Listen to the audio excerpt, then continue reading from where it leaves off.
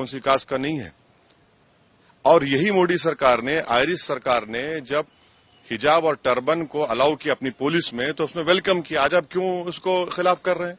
तो इसीलिए हर एतबार से ये संविधान के जो हमने आपसे कहा, right to culture, freedom of religion, freedom of expression, freedom of conscience, और आर्टिकल 15 का ये वायलेशन होता है। और संविधान का प्रियम्बल जो है ना, प्रियम्बल बड़ा इंपॉर्टेंट है। प्रियम्बल क्या कहता है कि liberty of thought, expression, belief, faith and worship. तो ये सब चीजें, इसलिए उम्मीद करते हैं कि सुप्रीम कोर्ट में इसको अपील किया जाए। हमारे एक MIM पार्टी के नेता हैं जो कर्नाटका के, उन्हें भी पिटिशनर हैं, हमारी उनसे बात होगी, हम उनसे भी कहेंगे सुप्रीम कोर्ट में अपील करें। और इसका एक और जो नेगेटिव इम्पैक्ट होगा, आप देखेंगे कि मुस्लिम महिलाओं पर टारगेटिंग होगी उनकी जगह जगह पर। अरे भाई, अगर कोई स्कूल को जाकर पहन रहा है, क्या उसमें बुराई है? इंग्लैंड में, क्रिश्चियन स्कूल्स में, इंग्लैंड में, उनके स्कूल में अलाउड है कि आप वही ड्रेस यूनिफॉर्म पहने और वही ड्रेस का कलर का हिजाब भी पहने। तो ये चीज है। आपको नहीं ऐसा लगता है कि स्कूल के बने हुए नियम उन बच्चों के भविष्य के लिए अच्छा होता है? बने हुए नियम किस लिए होंगे? आप सिर्फ मुझे ही कह रहे हैं हिजाब मत पहनो? कौन से नियम? और अगर आप बोल रहे हैं कि यूनिफॉर्म पहनने से, हम यही तो कह रहे हैं, आप पहले तो आप आर्टिकल 15 का वायलेशन हो रहा है, जो डिस्क्रिमिनेशन नहीं कर सकती आप रिलीजन के नाम पर। और यूनिफॉर्म में पहनूंगा तो क्या जात नहीं मालूम होगी, कास्ट नहीं मालूम होगी, गरीब अमीर का बेटा या बेटी है नहीं मालूम होगा? और अगर यूनिफॉर्म है तो यूनिफॉर्म के लिहाज से हिजाब पहनेंगे, तो दूसरों का एसेंशियल प्रैक्टिस अलाउ करेंगे, मेरा एसेंशियल प्रैक्टिस अलाउ नहीं करेंगे आप। क्यों नहीं अलाउ करेंगे? मेरे लिए एसेंशियल है वो। और आप ये कह रहे हैं कि या तो तुम पढ़ो या तुम हिजाब छोड़ो। अरे भैया, कैसे होगा? संविधान में मुझे इजाजत है कि मैं फ्रीडम ऑफ कॉन्शियंस के तहत अपना हिजाब भी पहनूं और शिक्षा भी हासिल करूं। इससे देश मजबूत होगा। लेकिन सरकार में मंत्री ये आरोप लगा रहे हैं कि मुस्लिम समुदाय के लोग अपने बच्चे और बेटियों को पढ़ाना नहीं चाहते हैं। बकवास है, झूठ बोल रहे हैं।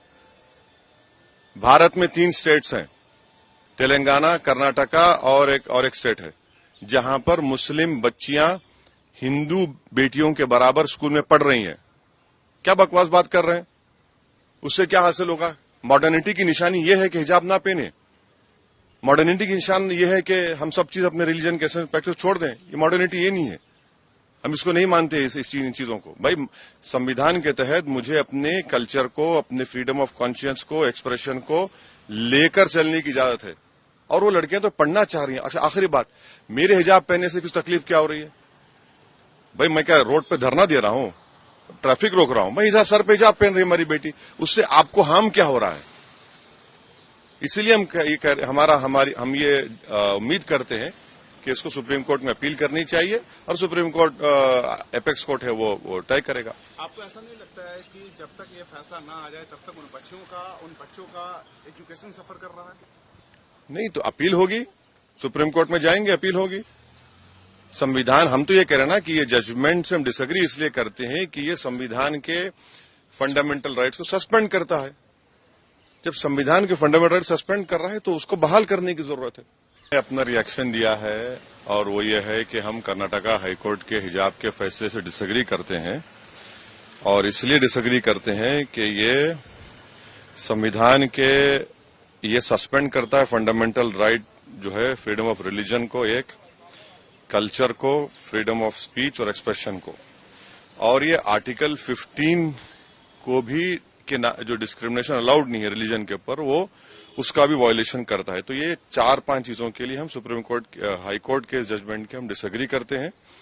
और तीसरी बात यह है कि एसेंशियल रिलीजियस प्रैक्टिस हिजाब नहीं है।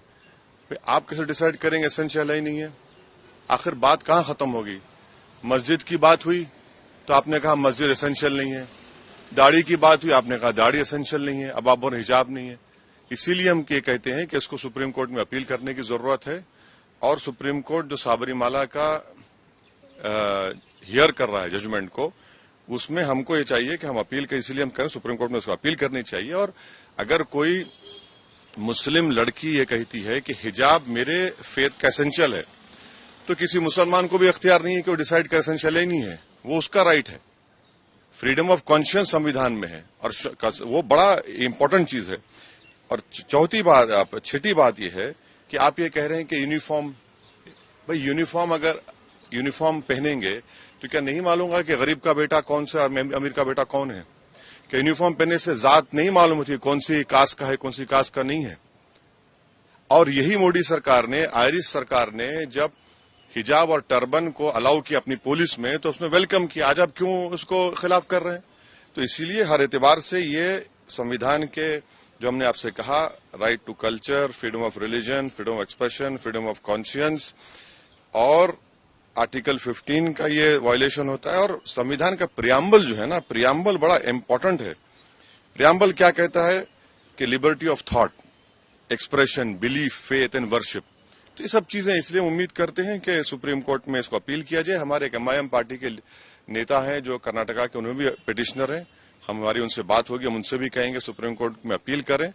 और इसका एक और जो नेगेटिव इम्पैक्ट होगा, आप देखेंगे कि मुस्लिम महिलाओं पर टारगेटिंग होगी उनकी जगह जगह पर। अरे भाई, अगर कोई स्कूल को जाकर पहन रहा है, क्या उसमें बुराई है? इंग्लैंड में, क्रिश्चियन स्कूल्स में, इंग्लैंड में, उनके स्कूल में अलाउड है कि आप वही ड्रेस, यूनिफॉर्म पहने और वही ड्रेस का कलर का हिजाब भी पहने। तो ये चीज है। आपको नहीं ऐसा लगता है कि स्कूल के बने हुए नियम उन बच्चों के भविष्य के लिए अच्छा होता है? बने हुए नियम किस लिए होंगे? आप सिर्फ मुझे ही कह रहे हैं हिजाब मत पहनो? कौन से नियम? और अगर आप बोल रहे हैं कि यूनिफॉर्म पहनने से, हम यही तो कह रहे हैं, आप पहले तो आप आर्टिकल 15 का वायलेशन हो रहा है, जो डिस्क्रिमिनेशन नहीं कर सकते आप रिलीजन के नाम पर। और यूनिफॉर्म में पहनूंगा तो क्या जात नहीं मालूम होगी, कास्ट नहीं मालूम होगी, गरीब अमीर का बेटा या बेटी है नहीं मालूम होगा? और अगर यूनिफॉर्म है तो यूनिफॉर्म के लिहाज से हिजाब पहनेंगे, तो दूसरों का एसेंशियल प्रैक्टिस अलाउ करेंगे, मेरा एसेंशियल प्रैक्टिस अलाउ नहीं करेंगे आप? क्यों नहीं अलाउ करेंगे? मेरे लिए एसेंशियल है वो। और आप ये कह रहे हैं कि या तो तुम पढ़ो या तुम हिजाब छोड़ो। अरे भैया, कैसे होगा? संविधान में मुझे इजाजत है कि मैं फ्रीडम ऑफ कॉन्शियंस के तहत अपना हिजाब भी पहनूं और शिक्षा भी हासिल करूं, इससे देश मजबूत होगा। लेकिन सरकार में मंत्री ये आरोप लगा रहे हैं कि मुस्लिम समुदाय के लोग अपने बच्चे और बेटियों को पढ़ाना नहीं चाहते हैं। बकवास है, झूठ बोल रहे हैं। भारत में 3 स्टेट्स हैं, तेलंगाना, कर्नाटका और एक स्टेट है, जहां पर मुस्लिम बच्चियां हिंदू बेटियों के बराबर स्कूल में पढ़ रही हैं। क्या बकवास बात कर रहे हैं? उससे क्या हासिल होगा? मॉडर्निटी की निशानी यह है कि हिजाब ना पहने। मॉडर्निटी की निशान यह है कि हम सब चीज अपने रिलीजन के प्रैक्टिस छोड़ दें। ये मॉडर्निटी ये नहीं है, हम इसको नहीं मानते इन चीजों को। भाई, संविधान के तहत मुझे अपने कल्चर को, अपने फ्रीडम ऑफ कॉन्शियंस को, एक्सप्रेशन को लेकर चलने की इजाजत है। और वो लड़कियां तो पढ़ना चाह रही हैं। अच्छा, आखिरी बात, मेरे हिजाब पहनने से कुछ तकलीफ क्या हो रही है?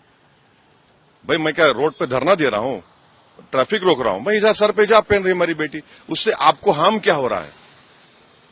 इसीलिए हम ये उम्मीद करते हैं कि इसको सुप्रीम कोर्ट में अपील करनी चाहिए और सुप्रीम कोर्ट, एपेक्स कोर्ट है, वो तय करेगा। आपको ऐसा नहीं लगता है कि जब तक ये फैसला ना आ जाए तब तक उन बच्चों का एजुकेशन सफर कर रहा है?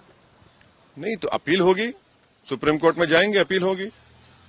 संविधान, हम तो ये कह रहे हैं ना कि ये जजमेंट से हम डिसएग्री इसलिए करते हैं कि ये संविधान के फंडामेंटल राइट्स को सस्पेंड करता है। जब संविधान के फंडामेंटल राइट सस्पेंड कर रहा है तो उसको बहाल करने की जरूरत है। मालेगांव मुस्तफा भंगार बाजार डायमंड कारपेट होलसेल रेट में कारपेट दिया जाता है। हर किस्म का यहाँ पर कारपेट दिया जाता है। हमारा पता याद रखें, मालेगांव मुस्तफा भंगार बाजार डायमंड कारपेट होलसेल रेट में दिया जाता है।